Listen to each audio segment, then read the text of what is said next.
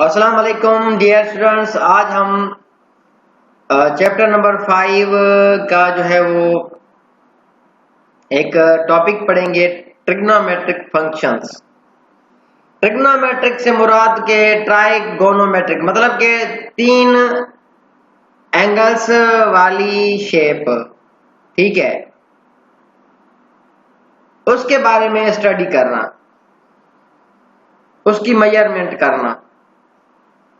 तो एक हम ट्रायंगल बनाएंगे, एक right angle triangle. Right angle triangle क्यों कहते हैं? क्योंकि इस ट्रायंगल में कम से कम एक जो एंगल होगी वो सबसे बड़ी होगी, वो 90 डिग्री के बराबर होगी, ठीक है।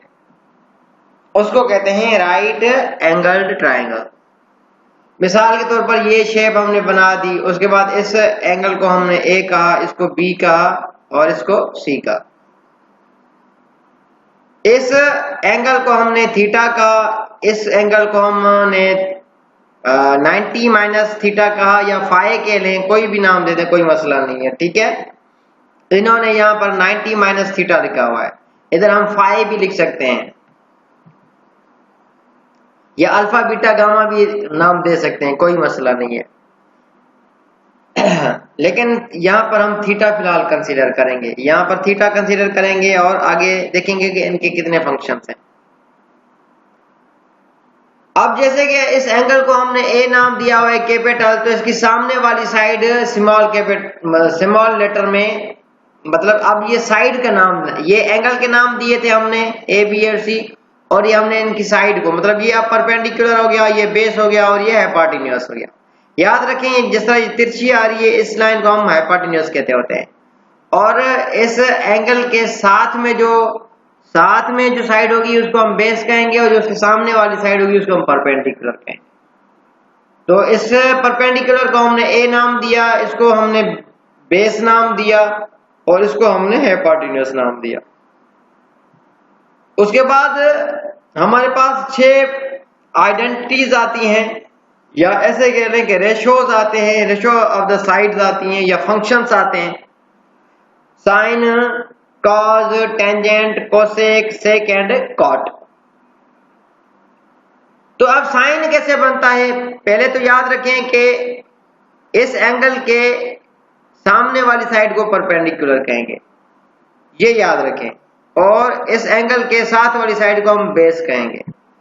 तो इस एंगल के हवाले से with respect to this angle sine theta जो बनेगा वो क्या किसके बराबर होता है? Perpendicular upon hypotenuse. अब परपेंडिकुलर हमारा ए है, हाइपोटेन्यूज सी, तो ये हो जाएगा ए अपॉन सी। इसी तरह से उसके बाद हमारे पास आता है कॉस। कॉस जो होता है वो हमारा बराबर होता है बेस अपॉन हाइपोटेन्यूज के, बेस अपॉन हाइपोटेन्यूज। अब बेस हमारा जो है वो बी है, हाइपोटेन्यूज सी है, तो ये कॉस हमारा देखें बी अपॉन सी के बराबर आएगा। उसके बाद चलते हैं, ये टेंजेंट थीटा। टेंजेंट थीटा जो बराबर होता है वो परपेंडिकुलर अपॉन बेस। ये हमारा परपेंडिकुलर है, ये हमारा बेस है, तो perpendicular upon base, perpendicular upon base हमारा किसके बराबर होता है? टेंजेंट के, मतलब ए ओवर बी। ये आप लोगों ने अच्छे तरीके से ध्यान में रखनी है, ठीक है। उसके बाद हमारे पास कोसेक है। कोसेक याद रखें, साइन का इनवर्स होता है कोसेक, या साइन इस कोसेक का इनवर्स होता है, या कोसेक खुद साइन का इनवर्स है, उल्टे हैं ये एक दूसरे के। तो अगर साइन हमारा ए ओवर सी है तो कोसेक हमारा क्या हो जाएगा? सी ओवर ए। ये देखें सी ओवर ए, ये देखें सी ओवर ए। क्योंकि मैं फिर बता रहा हूं, कोसेक जो है साइन का इनवर्स है, तो साइन अगर हमारा ए अपान सी के बराबर है तो कोसेक हमारा सी अपान ए के बराबर हो जाएगा। इसी तरह से कोट जो है टेंजेंट का इनवर्स है, और सेक जो है कॉज का इनवर्स है। तो ये अगर कॉज बी अपान सी है तो कोसेक सी अपान बी हो जाएगा। इसी तरह से अगर टेंजेंट ए अपान बी है तो कोट बी अपान ए हो जाएगा। ये है हमारे ट्रिग्नोमेट्रिक फंक्शंस। ये आगे जाकर एक्सरसाइज 5.2 में हम हेल्प आउट करेंगे या 5.3 में हेल्प आउट करेंगे, ये हमने एहतियातन याद रखने हैं।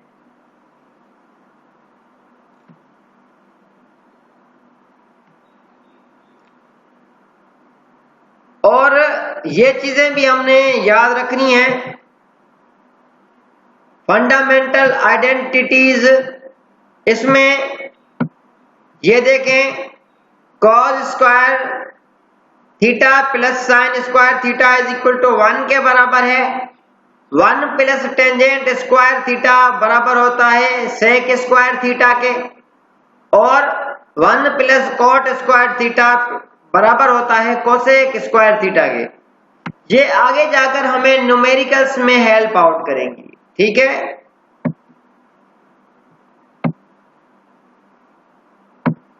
और ये भी याद रखें, कार्टेशियन प्लेन में 4 क्वाड्रेंट होते हैं। तो 4 क्वाड्रेंट में से जो फर्स्ट क्वाड्रेंट है, उस फर्स्ट क्वाड्रेंट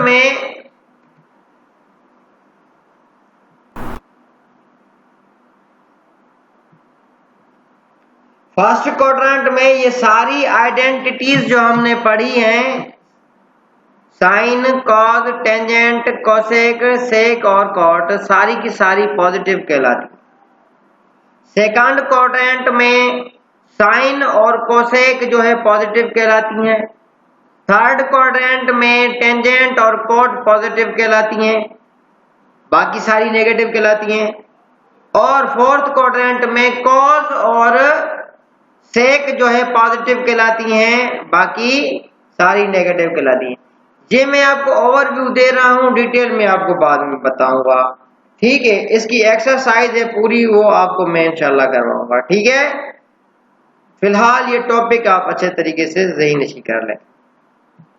अब आपने ये भी ध्यान में रखना है कि साइन 0 डिग्री में वैल्यू उसकी 0 होती है। साइन 30 डिग्री में इसकी वैल्यू हाफ होती है। साइन 45 डिग्री में इसकी वैल्यू होती है 1/√2। साइन 60 डिग्री में इसकी वैल्यू होती है √3/2 और साइन 90 डिग्री में इसकी वैल्यू होती है 1। इसी तरह से 120 में इसकी वैल्यू होती है 1/√3/2 और ये इसी तरह इसकी 180 तक की वैल्यूज हैं। और फिर कॉस की वैल्यू 0 डिग्री में 1 होती है और 30 डिग्री पर √3/2 होती है और 45 पर 1/√2 होती है। और आगे भी इसकी वैल्यू, ये याद रखनी है आपने। इसी तरह से टेंजेंट जो है 0 डिग्री पर 0 है, 30 डिग्री पर 1/√2 है और 45 डिग्री पर जो टेंजेंट है 1 है और 60 डिग्री पर जो है वो टेंजेंट √3 होती है। इसी तरह से 90 डिग्री पर इन्फिनिटी और आगे भी इसकी वैल्यूज डिफाइंड है, ठीक है। ये आपने याद रखनी है, साइन की वैल्यू 0 डिग्री में क्या है, 30 में क्या है और कॉस की या टेंजेंट की इनकी क्या क्या वैल्यू है, ये आप लोगों ने याद रखने हैं, क्योंकि इसकी एक्सरसाइज है वो हम हल करेंगे।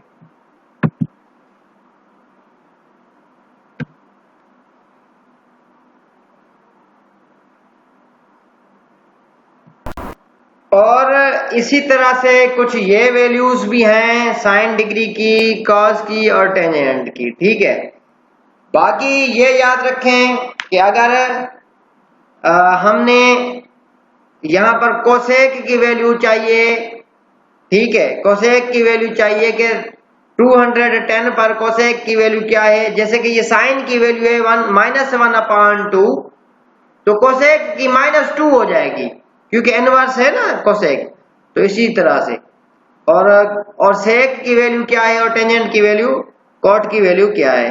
तो ये सारे इनवर्स है, तो ये सारी की सारी वैल्यूज इनवर्स हो जाएंगी अपना क्या नाम है कोसेक के लिए, और ये सारी वैल्यूज जो है इनवर्स हो जाएंगी सेक के लिए, और ये सारी वैल्यूज इनवर्स हो जाएंगी कॉट के लिए, क्योंकि ये साइन का जो इनवर्स है वो है कोसेक, कॉस का सेक और टेंजेंट का कॉट है। तो इनकी वैल्यूज अगर 1/2 है तो कोसेक के लिए 2 हो जाएगी, इधर भी √2 हो जाएगी, इधर 2 और √3 हो जाएगी। इसी तरह से ये सारी वैल्यूज कोसेक के लिए इनवर्स हो जाएंगी क्योंकि वो साइन का इनवर्स है। इसी तरह से ये सारी वैल्यूज सेक के लिए और ये सारी वैल्यूज कॉट के लिए हो जाएंगी इनवर्स। ठीक है, ये वैल्यूज आपने ध्यान में रखनी है, एक्सरसाइज 5.2 में काम आएंगी इंशाल्लाह ताला। This is it for now. अगर इस लेक्चर के रिगार्डिंग अगर आपको कोई कंफ्यूजन हो तो आप मुझसे बिला झिझक पूछ सकते हैं। Thank you very much. This is it for now.